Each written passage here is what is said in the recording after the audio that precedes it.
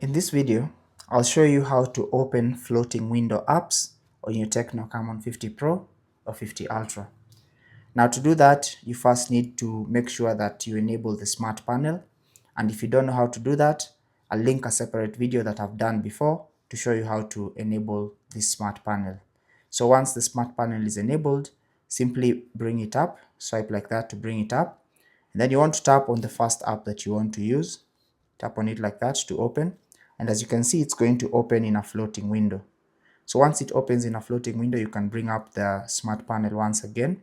Then you can select another app to open in the floating window. Just like that, I'll bring up the calculator. And then you can also tap on yet another app, and it may or may not close the third app that you are using. But you can open as many floating apps as the smart panel allows. So open them. But as it seems, you can only open up to 2 floating apps at the same time. Now, once you open them and then open some, you can open another app, yet another app in the background. So simply go into the recents menu and then find another app that you wanted to use in alongside the floating windows. Then open it and it's going to open in the background.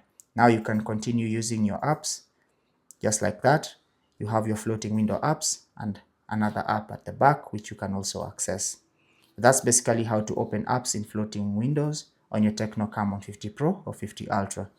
Now you can enlarge that app or you can move it around using this handle at the top here, and you can move it to an area that you want, and you can even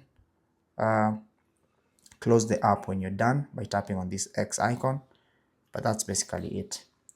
Take care and God bless.